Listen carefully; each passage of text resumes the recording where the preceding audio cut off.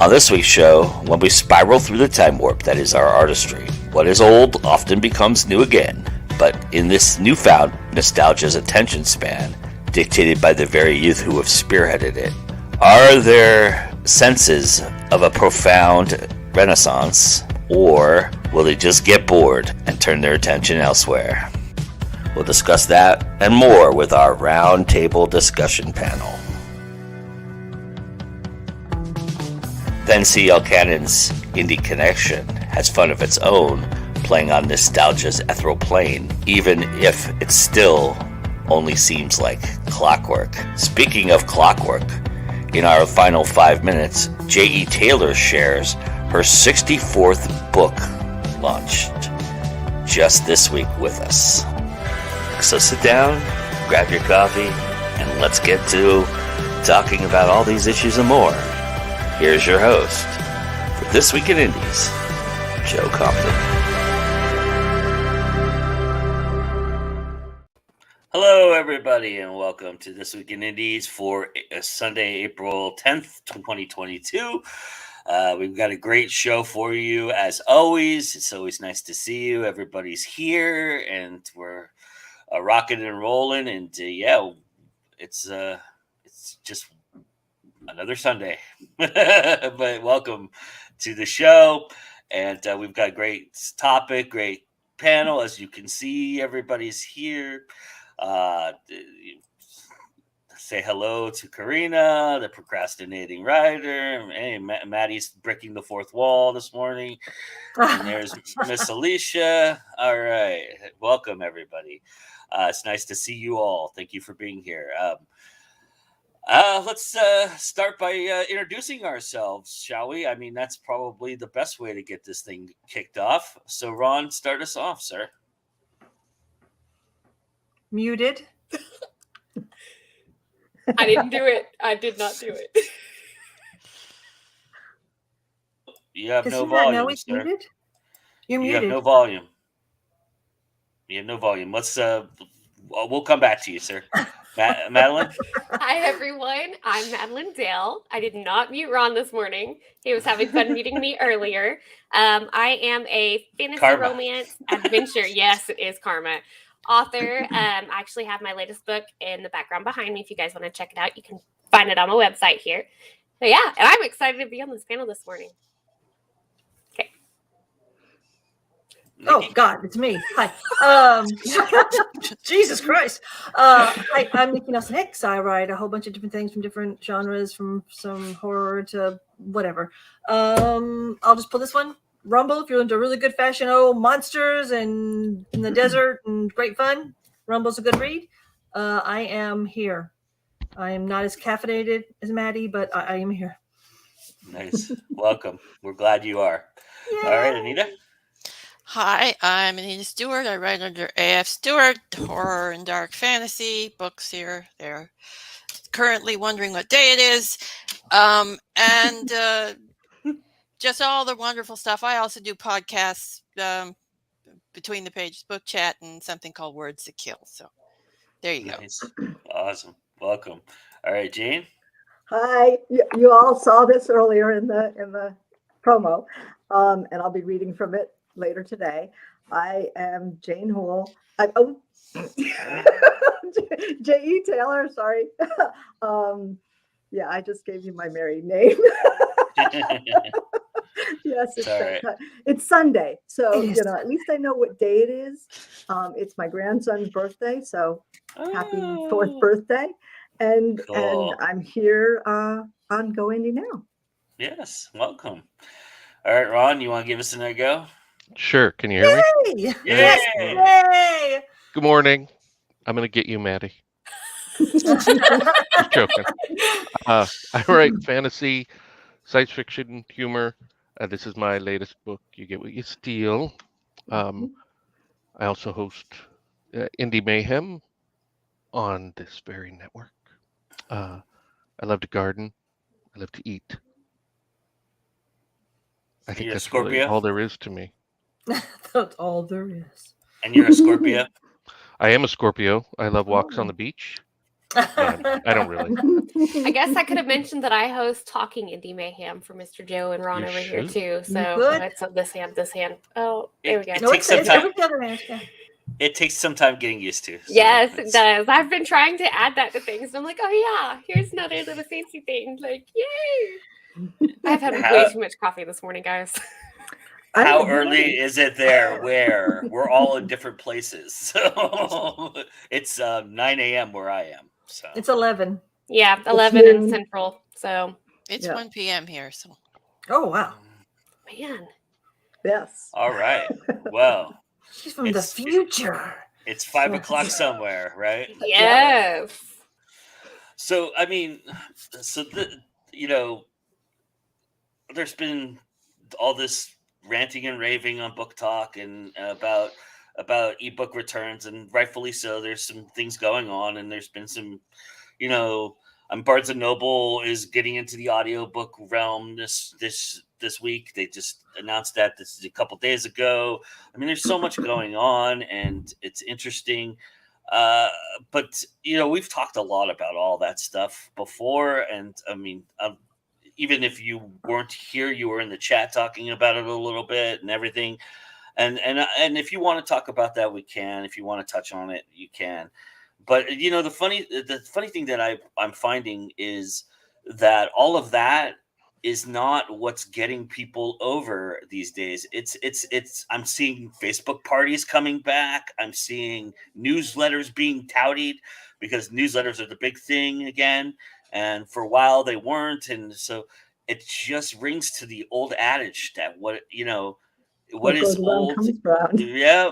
What is old is new, and what is new is old. And you can't deny what works, right? I mean, that's the bottom line about all this is there's certain things that we all do that work sometimes. And yeah, we choose to ignore them at times, or it gets stale and we let it dormant for a bit and then we go back to it.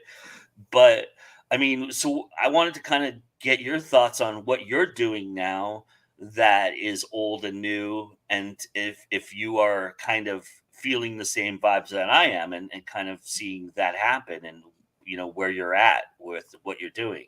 I mean, Nikki, you're going out and doing conventions. That's old is new again. Obviously, COVID made that old, and but still, I mean, it's the same idea, right? I mean, it's the same idea. Yeah. People are we're creatures of habit, and we find our ways to do the things that we do right. So yeah.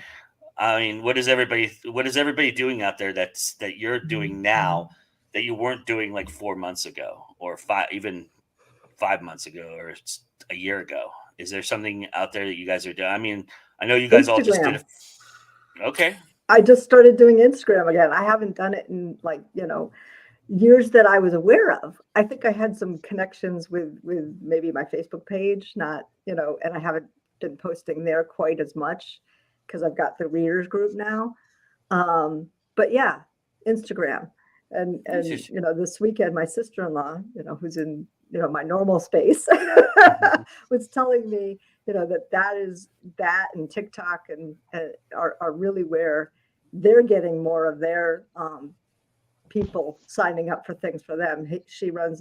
They run a foundation for Moya Moya, which is a brain disease that my niece has.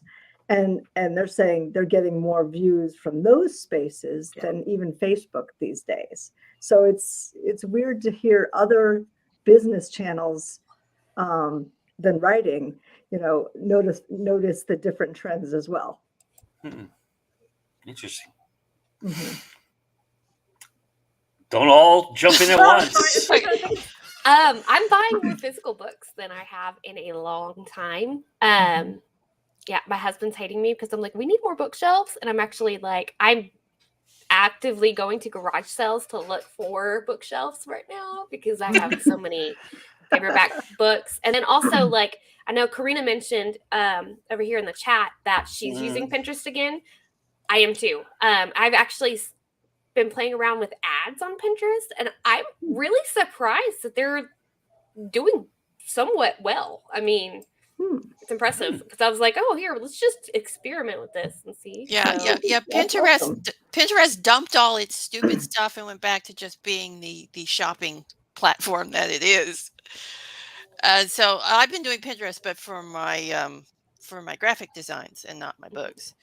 So, but I've been back over on YouTube lately. So that's kind of an old thing that I'd forgotten about and didn't do much with. But now I'm very active over there, and I'm liking it. So I'm also doing serial fiction, which has got very ancient roots, way back to Charles Dickens. Mhm. Nice. So I'm doing that over on Ko-fi with the sci-fi serial. So Nice. bad I things kind of are feel happening. out of the loop. I feel out of the loops out. Basically, lately, I've just been pulling back from everything and focusing on the stories that I'm working on because I want to have this book out by, the fall. So I've just been pulling out of everything, quite frankly, except for I'm doing now what I've signed up for 3 more little cons. I mean, they're really small little cons, and they're local. Other than that, it's pretty much all I've been doing. I don't do Pinterest. For me, I don't really understand what Pinterest is. So, I mean, just for me, it's just pictures, right? It's just pictures. Pinterest is addictive. it's I got guess. pictures and other things like clothes, ideas. Like you can click on some clothes and it sends you to the place to buy it, which is kind of totally not okay because it's It's a bad about it. marketing. And marketing then like the whole platform, book okay. stuff, like I'm putting up ads for my interviews for people to bring in and get more into interview, and then my books too. So Huh, Yeah. okay. I'd love to do more TikToks, but man, it's just I don't have time. it's hard. It's hard, and also, man, there's some good ones out there, and I can't compete with that. They've got No. obviously something I don't got programs, lighting, film. I don't, but they're just wow. Time. Is that what it is? Time, effort, yes. Yes. Somebody They're hold I've the got camera. way too much to do. I Need, did know like, there are $10. people, and that's their career. That's what they do. I mean, Yeah. they do TikToks all day long. So it's yeah, I guess that's what it is. It becomes a career for them. For me, it was just a fun thing to play with every once in a while. So yeah, maybe that's it. But I'm sorry. I was interested in that because of the idea of the monetization being so rapid in that idea, but then I found out how much you actually do make, even if you're a high profile person, and I'm like, yeah, no, I'd rather It's just a hobby. not spend my time. Yeah, it's just a hobby for Yeah. me, for just some fun. I'm not even thinking about monetization. Yeah. No. Yeah. Yeah, that's what I've always looked at it as well. It's just a place to have fun with, but just be me a little bit more. But it's like, if I was thinking about that, because I'm so connected to this, if I was thinking about that a little bit more and doing that, then I looked at it and it wasn't as viable as trying to get monetized somewhere else or do something else monetization wise. I've avoided TikTok like the plague. So Oh gosh, there's some great stuff on TikTok. I've There done is. a few, yeah, I've watched a few things and gone like, okay, how can I leverage this? What interesting stories can I tell verbally? Because I don't have, a lot of editing software. The stuff I have is crap. So it's just like, I talk about my dreams sometimes because I have really bizarre dreams, but I can't talk about that every night. That's a good place I don't for it. remember my dreams every night. That's a good place for it. Miss Alicia says she banned herself from Pinterest temporarily because she gets so too addicted. Yeah. Yeah. I do the same on TikTok. Oh gosh, yes. Although it's wearing me down a little bit now. I'm not as enthralled with it as I was probably about 4 months ago. Like I can go days without going on it now. Yeah.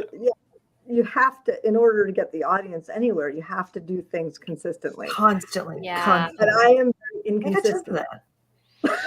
I'm inconsistent on TikTok as well. Like if I get on there and I stay on there and lose myself. 5 I'm like, hours I is have too gone. much to do. Yeah. Like yes. The rabbit hole sucks me in There.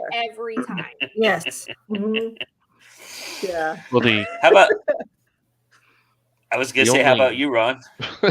perfect timing. The Yeah. only new thing I'm doing is the game show in the Mayhem. Other than that, I I kind of had my plan doing newsletters. I'm I didn't I'm change anything. Well, you did start a Facebook group for your True, book that and was a everything. plan for something to do, I don't know, 6 months ago, and just hadn't gotten to it. But I hadn't changed my plan except for doing the show. That was new, and it was just because being on here, and other shows like this was so fun. I wanted more of that because my life is not about fun. So I wanted to add more fun in. How's the newsletter experience going for you? I mean, same as ever. Yeah. I do the reader magnet thing at Story Origin, so a bunch of people sign up, get the short story. I send out my newsletter, and they're like, "Yeah, no thanks." You've So I got love two that. going All the out people who too, just don't want you? the free thing, Yes. Oh, just sounds and terrible. so it's a real morale builder to send out my newsletters and then get a half a dozen people that it's their first one and they quit. But that hasn't changed, and I mean, I enjoy the newsletter.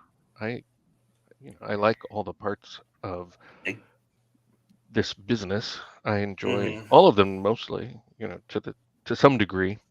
And the newsletter gives you a different set of things to do. I try and put a lot of content in, so I'll What kind write of little. content? Yes. What Little, kind of Yours content? is well, let me unique. tell you. You've got a story that you're going. I have for my Cathaldi one, my fantasy newsletter. The characters from the books will write pieces about, basically world building. So they'll talk about something their character would know. And I do reviews and interviews. I do, kind of a behind the scenes stories about how the books came to be. And then I do a little thing usually about gardening because, Yeah, gardening. I love gardening. And just so you guys know, the latest thing to sprout in my greenhouse is beets. So a lot of excitement here. Yes. Thank you. I don't have a newsletter, and I've often wondered what would I even put in the newsletter. And it just makes my heart kind of want to drop when I think, oh God, another thing I got to worry about writing or trying to be entertaining. I don't know what I'd put in it. So I'm doing 3 a week right now. So like 3 news. Whoa. I know. Oh my God. But I've actually had a lot of interaction with it. I'm kind of impressed. So I actually kind of got this idea because Josh Penteloresco is sending one out like every day. And I was like, okay, I'm going to increase my newsletters, see if that like helps any. Because I'm also I've got them listed through Story Origin. So there's a new swap like for each one. So my book's getting out there more.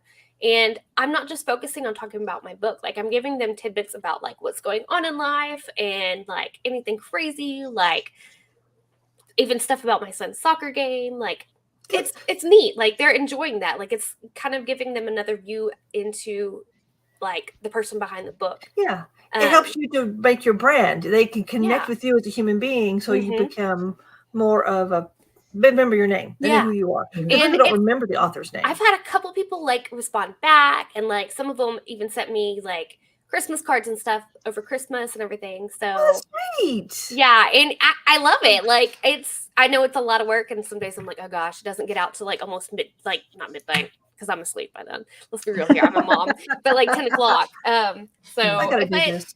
It's fun, and I recommend starting it through Story Origin. You'll start with low numbers, but like build from there, and then look at KARINA'S stuff because she's got some great stuff to build newsletters. I'm not gonna lie, she's got some awesome stuff. She does. Taking notes. Sorry. My newsletter again is inconsistent. I'm the queen of inconsistency. But I've started to do a little bit more, and instead of just these are the books out, these are the sales out, that I have, with Story Origin, I do some of the sales stuff. But I've been starting to do little pieces of me, like you are, Maddie. Yeah. To give them a little bit more of that, or things I learned. This is a new thing I learned, or a gotcha I learned. So I think people are responding more to that. I'm not getting a lot of unsubscribe. I can speak today. So that's good. Mine's holding steady about 1,500 people. I don't have a huge letter. And I would like it, but I would not because it costs more. How's your open rate? Is it pretty good? Mine? Yeah. Or yours? All of you. Any of you. Any of you. Good. Depends on the subject. It's true. I want to say I have mine's some 30% at that are like 70, but those are specifically targeted subjects. Mhm. I have about 35% open rate, Mm-hmm. and of those opens, I think it's like 80% click rate. You have a question here, Jane, in the chat, but I wanted to ask you a question too, and I'll ask that question here in a second. But I wanted to ask you a question as well, and that I was curious with the newsletter thing, and you talked about you getting more personal. Do you ever tell stories of your court reporter of your Courtroom days? Yeah, because you have some really interesting stories. You should do that. You mean the newsroom stories? Yeah. Well, from interns. You told that one on our show. Exactly. Sometimes I do. It's more in these forums that I do as opposed to the newsletter because that was 30 years ago. But I would subscribe to your newsletter no matter what, but I would read your newsletter if you did more of that stuff. To be honest with you. The dark underbelly of the newsroom. Well, that stuff fascinates me. I'm always about I like things about conventions and how they work and how people do things and procedures and things like that. I'm weird and unusual like that. I'm probably a niche audience for that, but but Karina wanted to ask you, how do you promote when you have so many books? I usually do the flavor of the month or the current release. So that's a key one. And then if I'm doing a sale or if something's going into Kindle Unlimited or coming out of Kindle Unlimited and going wide, I do that. But it's more what's current. How do you keep track of all that? Do you have like a spreadsheet? Like what do you mean? like what's new or what's sales? What's going into Unlimited? What you're taking out of Unlimited? Oh, yes, I have a spreadsheet. Crazy. Yeah, I do, and I have the dates that they've gone in and are coming out. Whether I'm going to renew them or not, and at this point, I'm probably not. So I haven't seen a lot of spike with Kindle Unlimited again, and I won't put my whole.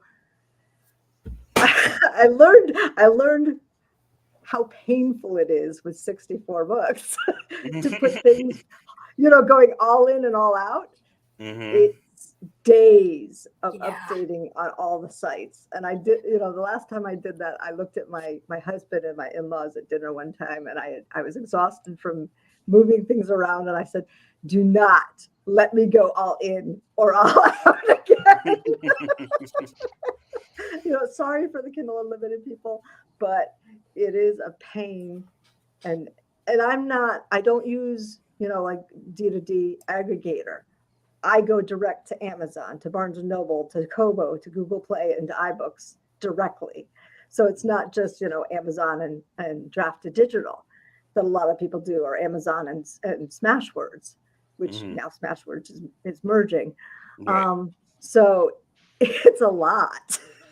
And then I have to, when I was doing Smashwords separately, I've taken things off Smashwords because they're going to merge. But I would do that as well. And I'd have to remember, what do I have on Draft to Digital? What do I have on Smashwords? It's a fun thing. So. Nice problem to have.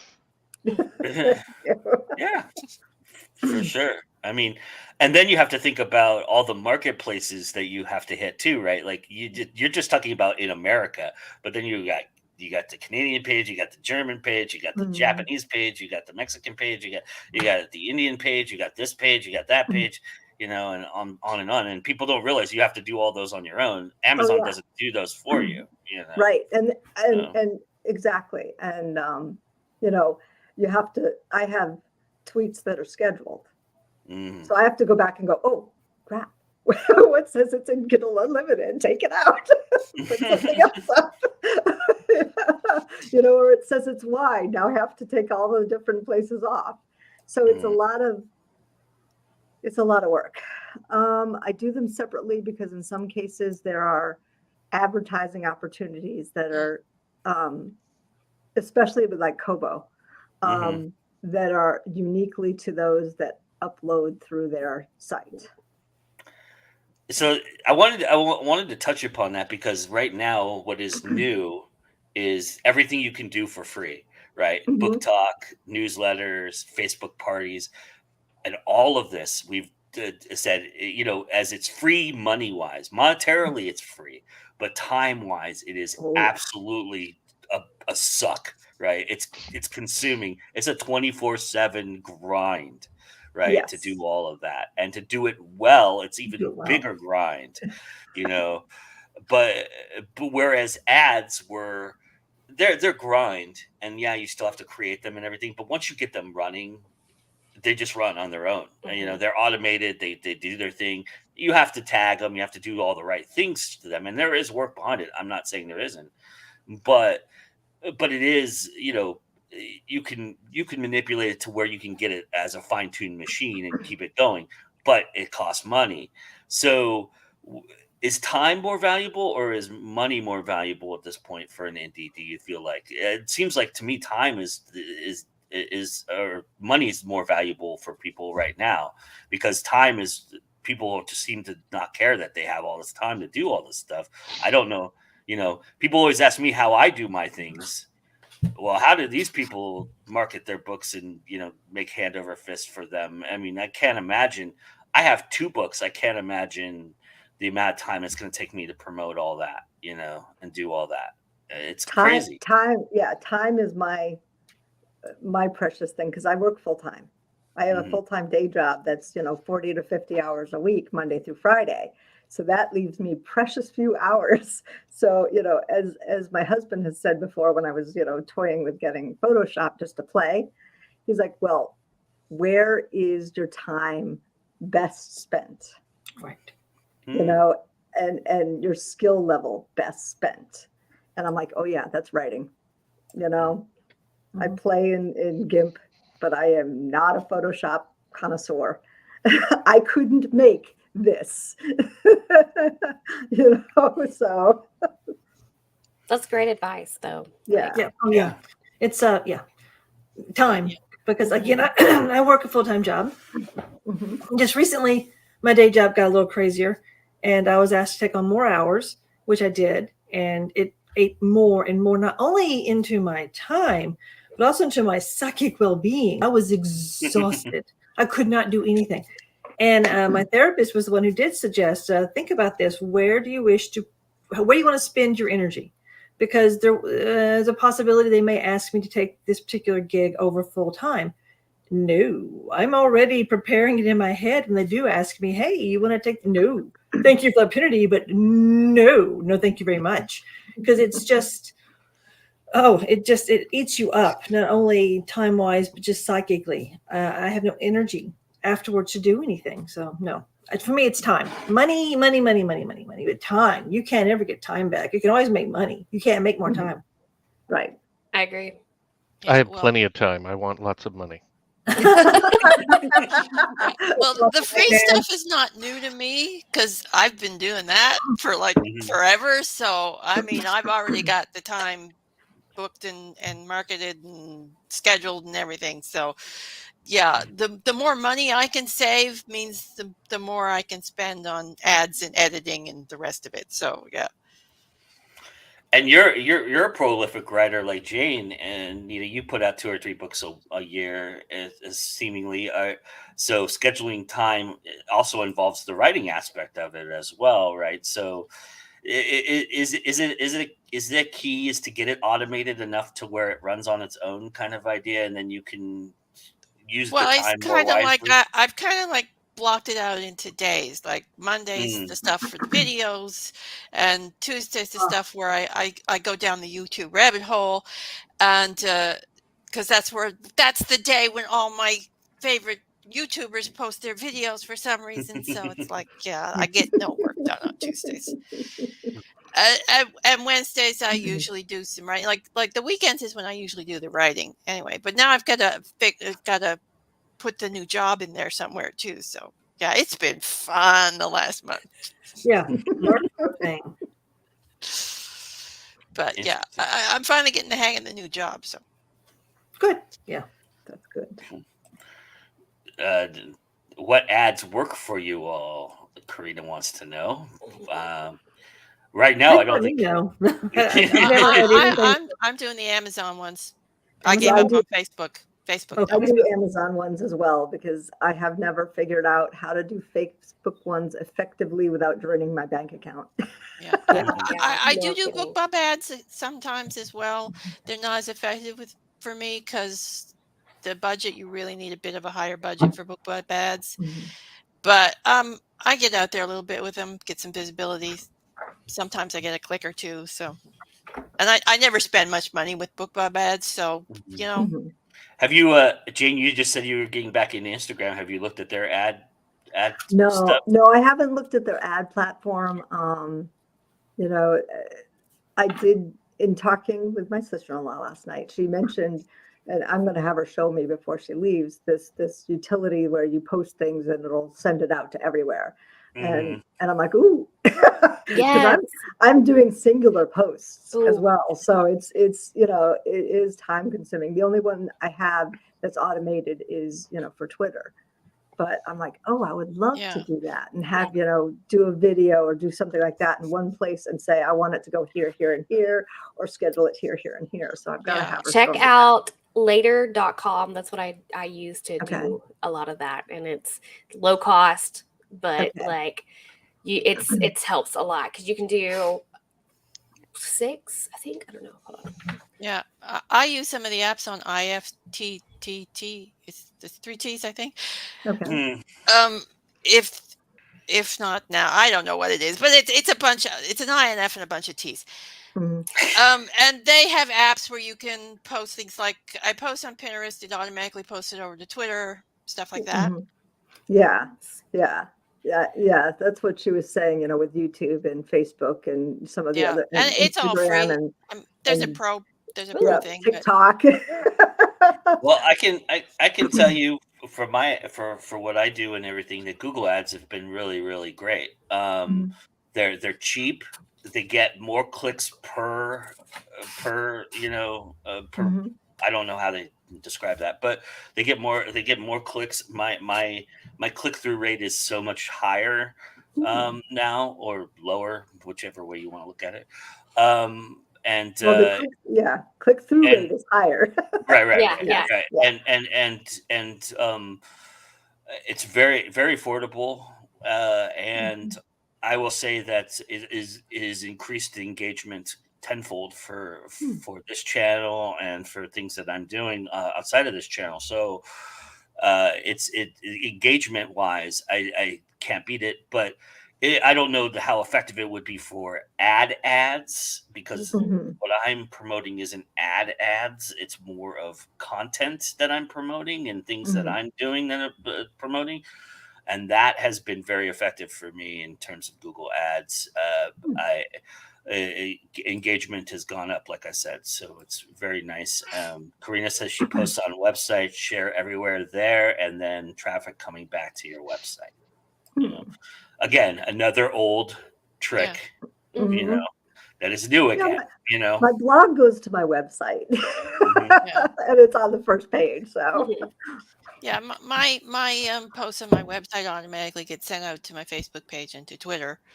So there's that. And then I manually post them to my group and to my Facebook profile. So anyway, and that is why you're seeing all the poems this month, just saying. I mean, Facebook has been so overrun with changes and disgusting habits and things like that I'm just like done with it. You know, I think people are weaning away from. I'm seeing a lot more people. This is weird. Again, new to old, right? I'm seeing a lot more people who gave up on Twitter go back to Twitter now and start using Twitter again. One person in particular, Jade and I know very well, and that's Miss Katie Solitis. She's gone back to Twitter. She refuses to mess with Facebook anymore. But that's what I've been saying all along. You people that left Twitter, I'm telling you. Well, Anita, I've been saying all along, the people who left YouTube, you're going to come back. You're going to come back. And that's what I've been. Well, I never technically left YouTube. I just never knew what to do with it, to be honest. Right, but now I know what to do with it because I've been paying attention to other people. Nice. I just need a better video editor, and then posting YouTube videos will be fun. But it sounds like one of my questions was, what is something new that you're seeing out there that you just don't get? And it sounds like TikTok is that for a lot of us. Is that the case, or is it not? Is it not just that you don't get it? It's just that you get it, but it's like you get that it's going to take a time suck out of you. I was going to say we don't have the time to learn it. Yeah, I get TikTok. I just don't like it. It's great. It's like, no, I don't want to post little tiny videos. I don't even have a phone to post tiny little videos off of. And it's like, no, go away. Some great stuff, but no. And also what I want to do is here. And unfortunately, my experience is here. And then I get very upset with myself because I can't do what I want to do. I'm working on it.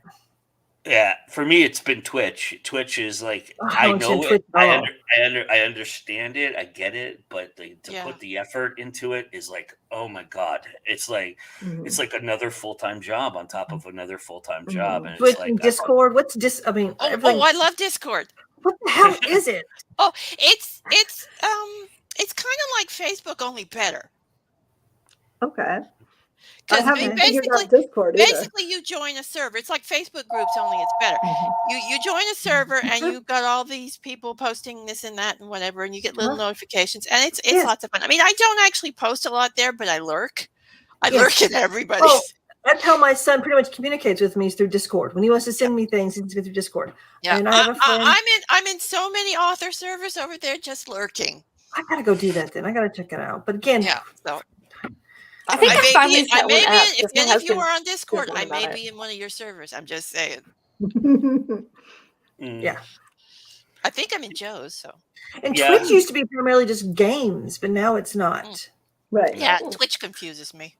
Well, my son had a video blog on Twitch as well for a while, when he was in college and up at the beach and things like that. So, but he's actually he's gaming on it. Games and that, which I don't get. So. It's actually fun to watch the gamers on Twitch because I watch Nerdy Crafter does a gaming stream on Twitch and I watch hers, and it's fun. Sable Aradia does a game from time to time too, and I watch hers from time to time as well. She's a friend of mine. But and I watch a few of them, but I was surprised. I surprised myself even watching like D&D games. I was like, there's no way this is going to be interesting at all. And then 5 hours later, I'm going, why am I still here? What is going on? This is crazy. Oh, a great GM can make a game go, it's awesome. Well, the Geek and Sundry guys have it down. I think they've created Geek and Sundry guys. Yeah, my niece's boyfriend, hopefully husband at some point, does fishing. He does fishing on Twitch, and he's been sponsored. Wow! To do that along with his gaming. He does. I forget what game he does, but yeah. And you get paid for fishing. That's basically. Yeah. You were going to say, Anita? I said I don't like the ads on Twitch because they interrupt the videos, and Twitch lags so much for me. YouTube does not do that. So, I mean, I find watching Twitch a bit annoying. So, and just to stick with the theme of what we're talking about here, the ironic thing for me that happens is when you go to TikTok and you go to these smaller, Snapchat and whatever, which I don't frequent Snapchat at all. I don't even have Snapchat. But I don't even know what Snapchat is. But Sorry. But you go to TikTok, you go to Instagram, where they can only post like a minute-long video, right? What do they all do? They all refer to you to see the bit longer video. You go to your Twitch stream or you go to your YouTube stream. Okay. So Right. what is old is new, and what is new is old. Mhm. Mhm. Just the same methods that we've all done with, and it's just like I don't know. I like cutting out the middleman sometimes, and I get it.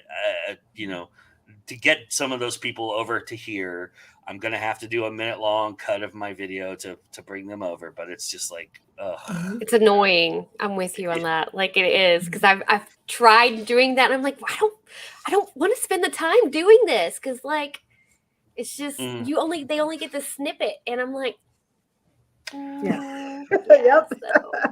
Well, you want to know what's not annoying, and That's that not is annoying, Joe. the awesome CL Cannon's definitely not annoying, because each Right. week she brings us incredible books, and this week she's taking us on a journey through time and space, and it's kind of ironic that I did not coordinate this with her at all. She had no idea what we were talking about, but it's kind of goes along with our theme today. Here is the Indie Connection for you, and then we'll be back to talk a little bit more.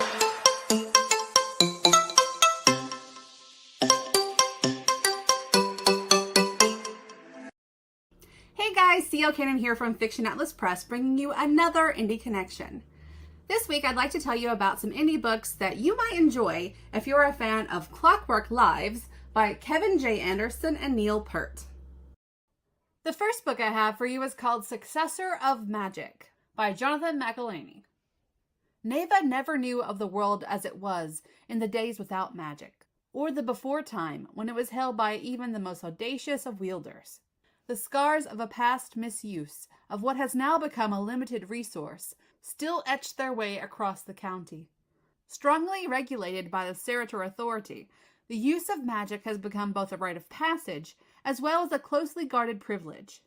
Now she waits impatiently to earn her magical license, an honor only bestowed upon worthy citizens when they come of age. However, as Neva honed her knowledge and skills as a tinkerer under the tutelage of her grandfather, Massifer, a near-death experience uproots any plans she may have had for the future. It will now take a quick wit, steady training, and a climb against escalating status in order to not only earn her rights to wield magic, but to stand amongst those who hold authority over it. The second book I have for you is called Clockwork Alchemist by Sarah C. Rothley. The clock ticks for London. Liliana is trapped alone in the dark. Her father is dead, and London is very far away. If only she hadn't been locked up in her room reading a book she wasn't allowed to read, she might have been able to stop her father's killer. Now he's lying dead in the next room, and there's nothing she can do to bring him back. Arian is the self-declared finest thief in London. His mission was simple: steal a journal from Fairfax Breckenridge, the greatest alchemist of the time. He hadn't expected to find Fairfax himself, with a dagger in his back, nor had he expected the alchemist's automaton daughter, who claims to have a soul. Suddenly, entrenched in a mystery too great to fully comprehend, Arian and Liliana must rely on the help of a wayward detective and a mysterious masked man to piece together the clues laid before them. Will they uncover the true source of Liliana's soul in time? Or will London plunge into a dark age of nefarious technology where only the scientific will survive? The third book I have for you is called Wayfarer by K.M. Weiland. Think being a superhero is hard? Try being the first one. Will's life is a proper muddle, all because he was accidentally inflicted with the ability to run faster and leap higher than any human ever. One minute he's a blacksmith's apprentice trying to save his master from debtor's prison. The next he's accused of murder and hunted as a black-hearted highwayman. A vengeful politician with dark secrets and powers even more magical than Will's has duped all of London into blaming Will for the chilling imprisonments of the city's poor. The harder Will tries to use his abilities to fight crime, the deeper he is entangled in a dark underworld belonging to some of Gregorian England's most colorful characters. Only Will stands a chance of stopping this powerful madman bent on reforming London by any means necessary. Unfortunately, Will is beginning to realize becoming a legend might mean sacrificing everything that matters. And the last book I have for you is called The Flaw in All Magic by Ben S. Dobson. In a city of magic, it takes a man with none to solve an impossible murder. Tane Carver can't use magic, and he doesn't trust it, but he understands it better than most, even in a city of elves and dwarves and sprites and mages. So when an impossible murder is committed on the campus of a warded magical university, he's called in to consult. The only problem is the same university he was kicked out of for lying about his ability to use magic. And the lead investigator is an old flame who isn't so fond of him anymore. And then there's the half-crazy half-orc who insists she's his partner, whether he likes it or not. Oh, and the masked mage who keeps trying to kill him. So there are a lot of problems, really. Now Tane's life depends on the one truth that has never failed him. The flaw in all magic that those who have it like to ignore. The mage. Outsmart the mage, and you outsmart the spell. And outsmarting mages is what Tane does best. Okay, that's all for me this week. I'll see you next week on the Indie Connection. Bye.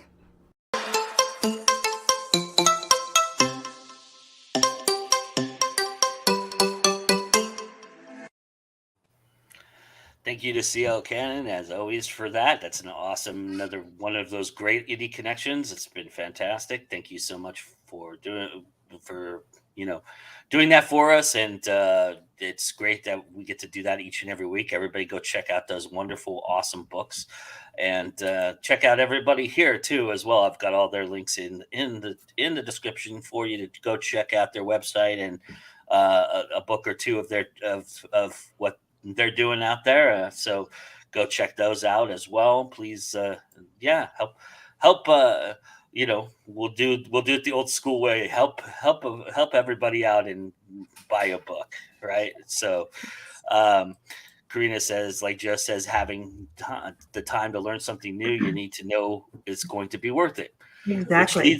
Which leads me to my last question of the evening or the morning or the day. I want to say evening because it's just so natural, but so of the things you're doing now, what is your most enjoyable thing you're doing? Is there something nostalgic that you're doing that you're enjoying? And is there something nostalgic out there that you want to be doing, but you don't see a reward in it yet, so you're not doing it? I'm going to say reading physical books versus ebook, because my brain is so tired of looking at the computer at the end of the day. Because now that I'm full-time author and full-time mom, like, I'm doing so much on my phone and the computer. I'm just like, my brain needs that break from technology. So having more physical books has kind of helped. And it is kind of nostalgic because I used to read through them like crazy. And I feel like I'm kind of going back to that with some limitations. You're gonna have a hard time getting through multiverse, but you're probably gonna need a bigger suitcase. I know. I've already thought that through. I'm like, I'm just gonna pack like minimally, like what I may need, and I have not told Chris yet that we're gonna buy a bunch of books. We're just gonna, because I might go a little insane on the book buying thing. Well, just ship them back from the hotel. Oh, that's a good idea too. So that's there a you good go. idea. Yeah, there's a FedEx, UPS store real near there. So yeah, Mm-hmm. That's totally I know doable. because I saw it. But yeah. Anyway, that's awesome though. I like that idea. I wish I could get back into physical books more, but I just don't want to carry shit around, to be honest with you. Yeah. I've had to switch to a backpack because I am carrying more, not because of the books, but because I'm doing so much with my son. Because I was like, after the soccer games this weekend, I had like stuff on both shoulders, and then he kept handing me things. I'm like, okay, we're going to Target. We're getting a backpack. I don't care. Like, it's gotta happen. So, I have a backpack. Yeah, that's right. It's my life support system. I keep all of my stuff in my backpack. All the things. Yeah. When I go to work, when I do anything, that's what my backpack. And of course, he wanted to put toys in it as soon as we brought it home. And I'm like, no, this is mine, not yours. Backpack. I don't need You toys get him in his here. own backpack. His little kid backpack, and this is mommy's backpack. Yes. For mommy's special things. Yeah. And for me, looking at physical books, to be honest, is kind of like collecting vinyl. Like I want to collect the author's signature and just hold on to those and preserve them and not open them at all and not, and just have them as preservation. That'd be the one thing in my life I'd ever collect, because I hate collecting stuff, but it'd probably be the one thing. Ooh, I'm a I collector. still read them, but I totally collect author signed copies. Anytime I come across them, I'm like, yes, I have to have this, even if it's not like something I'm gonna ever read. So. Yeah. Well, pack those 2 books you have of mine, and I'll sign them when I see you in October. So, but anyway, so everybody else, what is it that you're doing that you're enjoying right now? And is there something nostalgic out there that you wish you'd be doing, but it's not happening because it's just not worth it? Not I really, like doing the podcasts. Yeah. So, Yeah. go ahead, Anita. I said I'm enjoying doing the videos, but I don't know if there's anything that I'd like to be doing that except maybe scheduling things better, so I have more time to actually read the books, ebooks or paperbacks. So, because that I'd like to have more time to read, because I've got like a TBR list. You people keep writing books. Stop it. Especially the one to your left. Yes, stop it. Give us time to catch up. Nah. Too much stuff in this head. Yeah, well, I can understand that. So, Rob, what were you going to say? I was just going to say, for the writing part of my life, the show is the thing I'm enjoying the most, because I get to interact with all these, great authors and have fun with them. On the non-writing part, gardening and my wife and I cook and bake everything from scratch. So I feel like that covers my nostalgia requirement. We don't.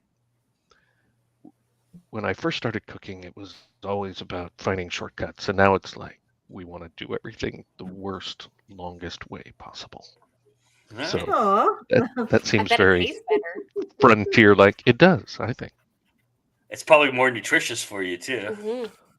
Oh yeah. Time consuming, though. Yes, I can imagine. Yeah. How about for you, Nikki? Is there Basically, lately, the big thing, I've just been writing. I've been really just holding myself off and working on stories and writing. As for things I'd like to do that I just don't have time, I'd love to do a podcast of my own, but I just don't have time. I'd love to do I have a whole list of things I want to do, but I just don't have time. I have to only have so many hours in the day. You've got your day job, you've got family obligations, and then of course you've got to find this small area in which to push all the things you need to do, so you keep yourself sane and not end up going on murderous sprees, which is a possibility at all times. So, but I'm in therapy. It's cool. I'm working. I love how when you say sane, your eyes went crazy as shit.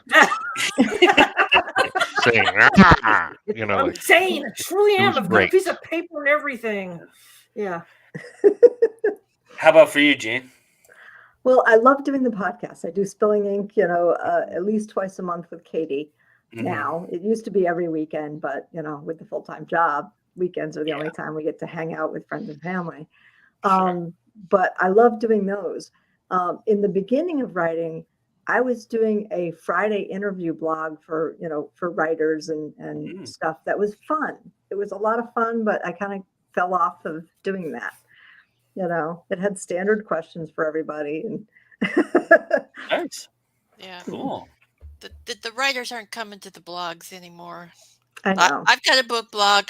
I mean, I've got one coming out next month and one coming out this month, but that's like the first time in since last year that someone's asked to be on the blog. So yeah, they've kind of died. I'd love to have them come back. They will come back. Yeah, I think they will. I think people will be interested in that eventually again. But who knows? Who knows when that'll be? That's the thing about it, right? So, all right. So, I do have one more question, actually.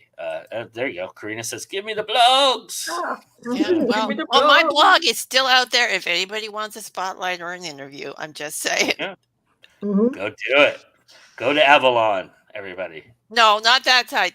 My book blog is separate from my website. My book blog is over on Blogger. Okay, awesome. Same here. Cool.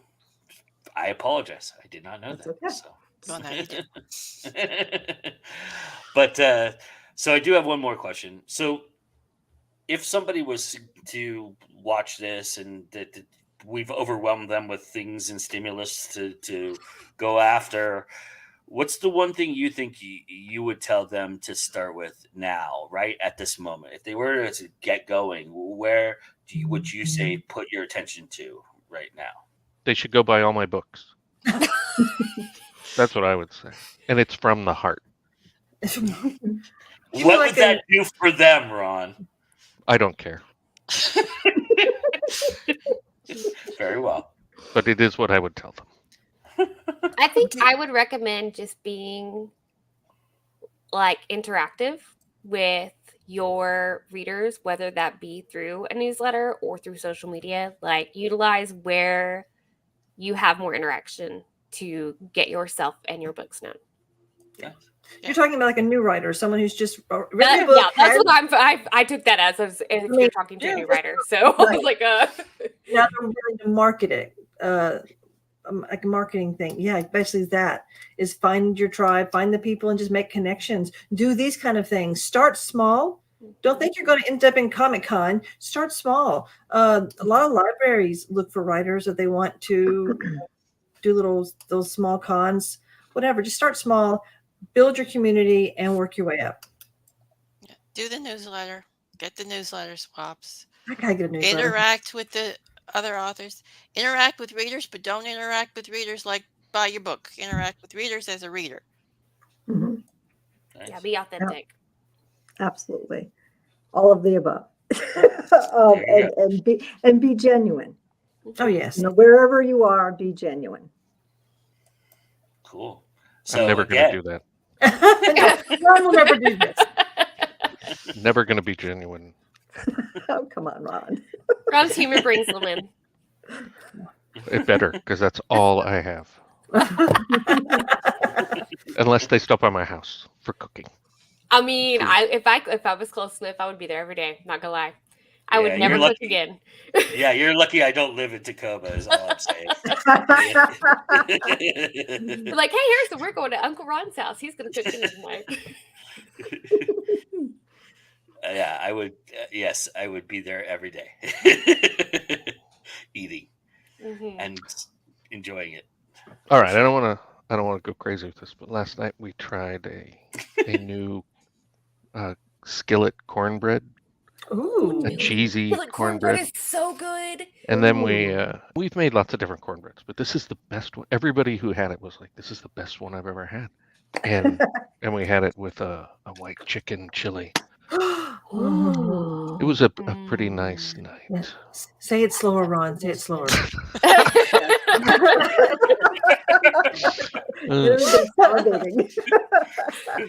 White chicken chili. Okay, we're ending the show right now so we can all get on a plane to Tacoma. Yes. That won't help because I live in Spokane. Oh, Spokane. Yes. Other side of the state. So. Well, yeah, you're across the country for me. So. Take a road trip to Tacoma. Flying to Tacoma, take a road trip to Spokane. Yes. There you go. But yeah, and Karina says YouTube is where she recommends people start. So, yeah, I think.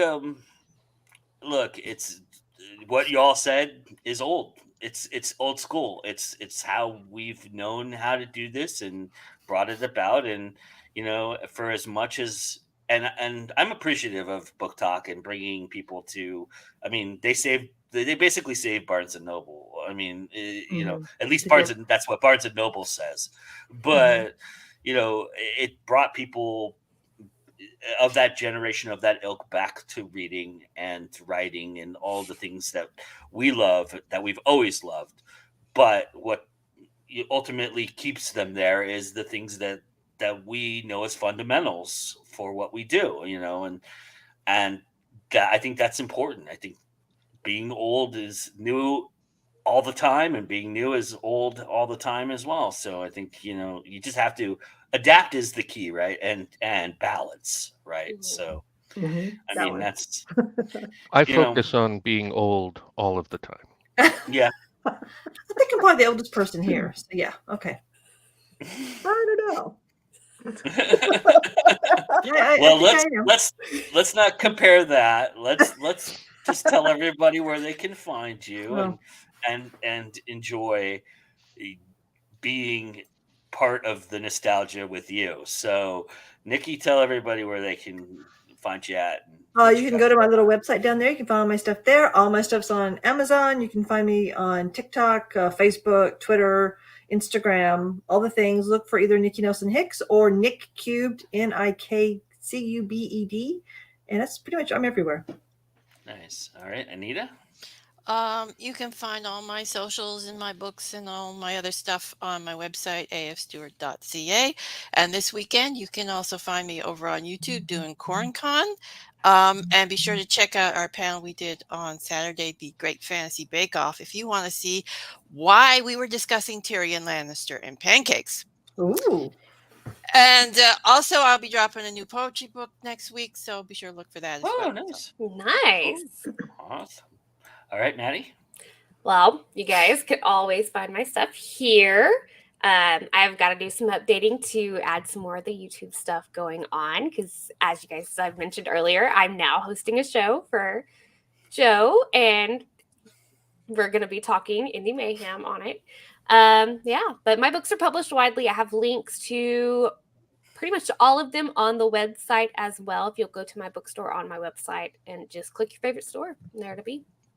Awesome. All right, Ron. Go to my website. My stuff's on Amazon. Buy my stuff. And you have a show, perhaps? Well, I talked about the show a lot at the beginning, but yes, Tuesdays, 5 p.m. Pacific, Indie Mayhem. I think it's very funny, but I think I'm funny all the time. So even the after show is good too. You do the think after show's awesome. I do. But yeah, so I mean, I concur. It's pretty funny. I wouldn't have put it here if I didn't think that, because that's what I was promised. And so, when you promise me something, you're going to deliver. And I think they have. And I got to tell you, episode 3 is amazing. So be there Tuesday to check it out. Well, and then you can watch it anytime after that. But Tuesday is when it premieres, and then of course stay after the fact and watch Inside. Talking Indie Mayhem with Miss Madeline Dale, and she'll have all the contestants and some guests, and she will also make sure that she gives Ron shit for the way that he scores things. And he does. He scores terribly. And all of those wonderful things that you all come to me about. Go to Madeline now. Madeline is going to be your conduit. She's going to help you get all of that frustration out on that show. So definitely go check that out. I also wanted to mention, since we're talking about nostalgia and fundamentals, that on Monday night at 6 p.m. Eastern, or 6 p.m. Pacific, 9 p.m. Eastern, we will be doing another Indie Teachables, sponsored by the Speculative Fiction Academy. And this week's guest is Jim Nettles. He's our guest instructor, and he's going to teach you all the fundamentals that we've been talking about here. See, people think I don't, I'm just randomly doing things. Well, no, this show's leading into Monday night, which is he's going to give you the foundation of what you need to be a successful marketer. And so he's going to teach us some marketing tricks and tips and how to set your foundation. Marketing's unique for everybody, and it's different, and everything doesn't always work for you that works for somebody else. But the fundamentals of how that happens and how you get there, they're all the same. As I think we've pretty much proven today, that old is new and new is old and all that, and Jim's going to kind of give you guys some more technical aspects of that. So definitely come and check that out. Like I said, 9 p.m. Eastern. And his book is awesome. It's an extent. This is going to be an extension of his book, really. So I hope you guys all come and hang out with us in the chat and ask your questions. He'll be available for questions and everything. So please do come and check us out there. We've got a lot of great programming ahead, as well as Indie Mayhem. We've got a lot of stuff that I have to get out and more episodes to come. So I hope you all check us out. You're here now. Welcome to Go Indie Now. Thank you for joining us. You can smash the like button while you're here, comment, subscribe, do all those wonderful things that we do. But it's a time for me to stop at the yapping and get to the important thing, the thing you're all here for, and that is the last 5 minutes with the one, the only J.E. Taylor. Miss Jane Taylor, take it away. It is all yours. Wicked Heart. I'm just going to start from the beginning for a few minutes. Okay. Sunlight pierced the room and I stretched, unaware of anything else but the cool comfort of my bed and the taste of sleep in my mouth. My eyes slowly opened, squinting at the warm rays bathing my face.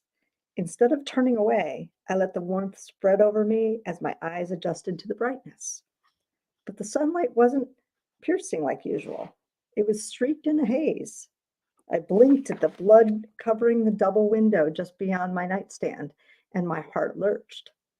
What the hell? I clasped the covers tight around me, but my body still shook with the rawness of my nerves. The sheer volume of the gore on the walls next to my bed and at the foot of my bed was enough to set me into a panic and forsake all my years of training with crime scenes. I sat up with a gasp, taking stock of myself, inspecting my arms and my unblemished torso. I reached for my throat, thinking the worst, that I was somehow dead, but all my fingers felt was smooth, unbroken skin. I pinched my arm to be sure I wasn't still in some weird nightmare and flinched at the sting of my nails digging into my skin. My mouth dried to the point I thought I'd either throw up or fall into a coughing fit. I had gone to bed alone last night. The house had been quiet and dark, and I had not woken once I laid my head, or had I? I scanned the carnage. Whose blood painted my walls? Cringing, I turned towards the other side of my bed, imagining a dead body. But all that was there was the empty spot where the blanket was still neatly folded over. I let out a partial sigh of relief, eyeing the other blind spots in the room with trepidation. The rest of the room only had stray drops that looked as though they were splattered from whatever fountain had hit these walls. I didn't know how I would have handled it if something from my job, hunting for the Monster Defense Agency, or MDA for short, had been lying dead beside me. I shivered with a litany of horrible images that thought conjured, but it was nowhere near as unsettling as my bedroom right now. I glanced on the side of my bed, and blood marred the floor as if whoever had been cut had turned in a slow circle, leaving behind their life in red streaks. But there was no body on this side of the bed, and no footprints. I shivered and brought the blankets closer around me in an effort to stave off the cold now gripping my chest. I forced myself to breathe in and out slowly. The scene wasn't all that unnatural in my line of work, except it was my bedroom and not some nameless victim. When my heart stopped galloping as if it wanted free of my chest, I released my grip on the blankets and forced myself to crawl forward. I needed to see what was on the floor beyond the end of the bed. I needed to see the remains of whatever was splattered by my walls, even though my instincts told me to run. But the floor was just as barren as the side of my bed, and just as blood-ridden. I felt my throat again, just to be sure. But all that met my fingertips was unbroken skin and a pulse that was near terror. I threw the covers back and attempted to get off the bed without stepping in any of the blood, but that proved to be impossible. Oops, hold on. As my toes depressed into a section of the sticky goo spread on the floor as if someone poured a vat of honey instead of a person's life juice all over the place. My stomach did an unhappy flip, tightening my throat in the process.